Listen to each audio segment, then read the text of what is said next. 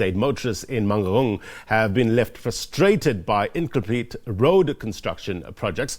Most of these projects have been abandoned for almost a year now, forcing motorists to use one lane for two directions of traffic. Now, with transport being one of the priority economic drivers in the metro, the stalled projects have hit the hardest at the metro's economic goals. Let's bring in now SABC News' Palesa Moeti, who's covering this story for us. Palesa, what's the latest there? Well, we are in another street. Maybe you should be able to see behind me. It's one of those streets where it seems as if construction has stalled. The four major roads here in Bloemfontein, which run through Mangaung, that are actually under construction, are roads that you'd find very high traffic volumes on. So this is actually one of the smaller streets where we are located right now. But, you know, earlier when we spoke to Mangaung Metro, they said that this is part of the integrated public transport network, which they equate to the Ria Vaya project in Gauteng. And this is supposed to be a project that is supposed to make it easier, particularly for public transport, to be able to ferry people, in and out of Mangaung. But the roads that we actually were on earlier, that's a road that actually carries about 800 motorists per hour during peak periods. That's in the morning and also in the afternoon. But, as we spoke to residents as well as motorists, a lot of frustration has been expressed over, the traffic delays, as well as also suspicion that, maybe money has been diverted to other things or even stolen. And because of, what's the current state of Mangaung, of it being under administration, it's bound that people would suspect that, such things are happening. But we are now joined by Ntate David Masweu, who is the caucus leader of the DA here in Mangaung Metro. Ntate Masweu, when we had our discussions earlier, you were also not happy about the, these road projects in Mangaung, particularly about the way they're being managed. Let's talk about that. Well, take for an example this street here, Moshlomi Street. It's an example of how badly ANC is failing to manage the projects. They start with a project and never bring it to finality. If you look at, for example, Mapisa Road, they worked on that street. There was budget allocated for that street.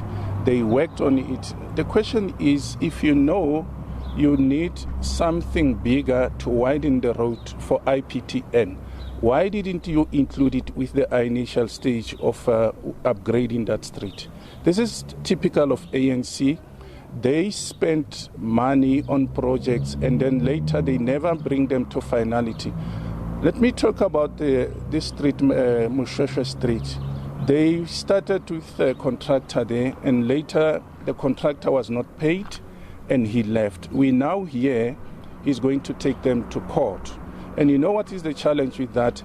They're going to spend the very money that could have been spent for service delivery. That is why we're having a situation that we're having in Mangaung. It is because of poor management of projects and projects that never come to be finished or finality. You said something very interesting earlier when we spoke around, about this Mosheshe Road, that the work was done on it 2 years ago, and then again last year more work started.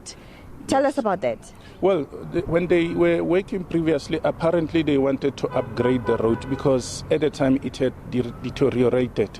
Well, that's acceptable because with potholes and all those type of things, it is difficult for people to travel on the road. But the question that arises is, didn't you know then that you already had this so-called IPTN in mind, to come and widen the street? And this is why we are questioning them and saying, your projects never come to an end. You're just spending money. After spending it, one contractor departs because he's not happy with payment. and then you bring in the new one. I think there's about 2-3 contractors that have been deployed in that area to work on the road, and the road has never been finalized. And it started for the second time sometime last year in February.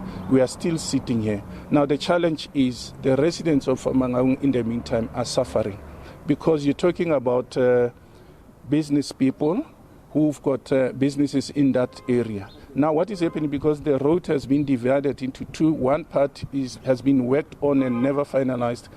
These the commuters or the traffic is now traveling on the pavement where there's customers and the clients of these people who are working there.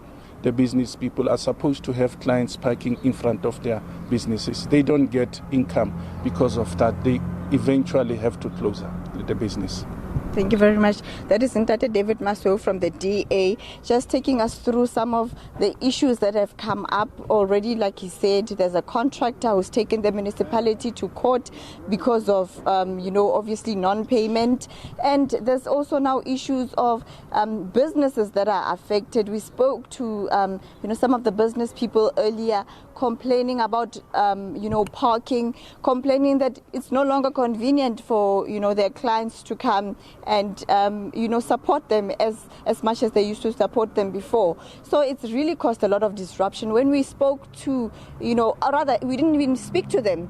As we were in Mushweshwe Road earlier, some of the taxi drivers would literally, raise their voices and talk to us through the window and say that, yeah, like I said, money has been misused. So there is a lot of uneasiness, unhappiness, and obviously suspicion that these roads, money has been somehow misused. So we'll be talking more with residents of Mangaung to hear more about their frustrations and exactly how, in particular, businesses have been affected by the situation. But with that, it's back to you in studio. Roads are no doubt important to drive the economy. It's an important story. Thank you very much indeed for staying on top of things there. SABC News reporter Palesa Moeti live for us in the Free State. Good to have you.